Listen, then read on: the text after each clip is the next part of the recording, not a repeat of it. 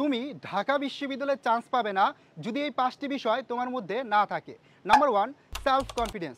দেখো, তোমার টার্গেট ঢাকা বিশ্ববিদ্যালয়। এখন তোমার ভিতরে যদি কনফিডেন্স না থাকে যে আমি ঢাকা বিশ্ববিদ্যালয়ে চান্স পাবো কিনা, তাহলে কিন্তু তুমি কখনোই চান্স পাবে না। তোমার ভিতরে এমন টার্গেট থাকতে হবে যে আমি চান্স পাবোই, এবং চান্স পাওয়ার জন্য আমার যা দরকার আমি সেটাই করব। তো পাশাপাশি দরকার ইচ্ছা শক্তি, যে আমি এভরিডে পড়াশোনা করব যাতে আমি আমার স্বপ্নের বিশ্ববিদ্যালয়ে চান্স পেতে পারি। Number 2, hard work. অর্থাৎ হার্ডওয়ার্কের সাথে তোমার যে বিষয়টা দরকার সেটা হলো শেষ পর্যন্ত পরিশ্রম করার মন মানসিকতা। এখন দেখো, তুমি টার্গেট করলে আমি ঢাকা বিশ্ববিদ্যালয়ে পড়বো, তুমি ঠিকই 10 দিন বা 15 দিন ধুমসে পড়াশোনা করলে, পরবর্তীতে পড়াশোনা থেকে দূরে চলে গেলে, তাহলে কিন্তু তোমার চান্স হবে না এবং তোমার প্রিপারেশনটা গুছানো হবে না।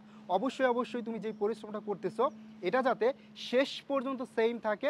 যদি সেম থাকে তাহলেই সম্ভব ঢাকা বিশ্ববিদ্যালয়ে চান্স পাওয়া। নাম্বার 3, এটা সবচেয়ে বেশি ইম্পর্টেন্ট, মেন্টর সিলেকশন। এখন তুমি দেখো, ঢাকা বিশ্ববিদ্যালয়ে প্রিপারেশন নেওয়ার পূর্বে অনেক শিক্ষার্থী অনেক মেন্টরের কথা শুনতে গিয়ে সে কিন্তু প্রপারলি সঠিক যেটা সেটাই সে ইমপ্লিমেন্ট করতে পারে না। এই জন্য তোমাকে অবশ্যই মেন্টর সিলেকশনের ক্ষেত্রে একজনকে সিলেক্ট করতে হবে এবং একজনের কথাই শুনতে হবে। তুমি যদি শুরু থেকে শেষ পর্যন্ত পরামর্শগুলো মেনে তোমার প্রিপারেশনটা নিতে পারো, তাহলে খুব সহজেই তুমি তোমার স্বপ্নের ইউনিভার্সিটিতে পড়তে পারবা। নাম্বার 4, একাধিক রাইটারের বই পড়া। দেখো, একটা সাবজেক্টের জন্য তুমি যদি একাধিক বই পড়ো তাহলে কিন্তু তোমার প্রিপারেশনটা গুছানো হবে না। তুমি একাধিক রাইটারের বই পড়তে গিয়ে একটা কনসেপ্ট খুব ভালো করে বুঝতে পারবে না, কারণ এক এক বইতে এক একভাবে রাখা। এই জন্য তোমাকে যেটা করতে হবে, যে কোনো একটা রাইটারের বই পড়তে হবে এবং শুরু থেকে শেষ পর্যন্ত ওই বইটাই পড়বা। যদি মনে করো যে ভাই আমার প্রিপারেশন তো কমপ্লিট হয়ে গেছে, এই বইটা পুরো পড়া হয়ে গেছে, তখন তুমি যেটা করবা, ওই বইটা বারবার রিভিশন করবা, কিন্তু নতুন কোনো বই কেনার দরকার নাই।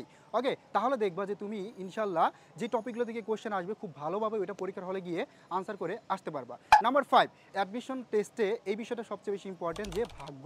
তোমার সব কিছুর সাথে পরিশ্রমের সাথে ভাগ্যটাও দরকার। কারণ তুমি দেখো, তুমি অনেক অনেক পরিশ্রম করছো, অনেক মেমোরিজিং পার্ট পড়ছো, পরীক্ষার হলে গিয়ে দেখো যে কমন আসে নাই, এটা নাই আসতে পারে, এটা কিন্তু ভাগ্য।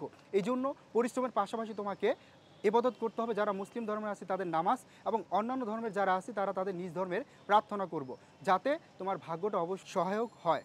অবশ্যই তোমরা পরিশ্রম করতেছো, পরিশ্রমের রেজাল্ট অবশ্যই পাবে, সাথে ভাগ্যটাও যেহেতু দরকার, অবশ্যই তোমরা প্রার্থনাগুলো করবা। আমাদের কোর্সে ভর্তি হতে এখনই কল করো এডুকেশন হেল্প নাম্বার, অথবা ইনবক্স করো এডুকেশন পেজে। এখন ভর্তি হলে কিন্তু ডিসকাউন্টে ভর্তি হতে পারবে। পাশাপাশি আমাদের সব সিট কিন্তু এই কোর্স ফির সাথে একদম ফ্রি থাকবে। স্যার দেরি নয়, দ্রুত ভর্তি হয়ে যাও এবং তোমার প্রিপারেশনটা এখন থেকেই গুছিয়ে নাও। দেখা হবে বিজয়ে।